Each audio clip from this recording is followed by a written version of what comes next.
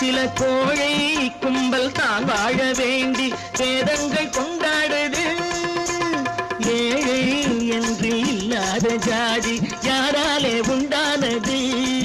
சில கோழை கும்பல் தான் வாழ வேண்டி வேதங்கள் கொண்டாடுது. கோமகன் பூமகை கேவலம் மீனவன் என ஏன் காதலித்தான்?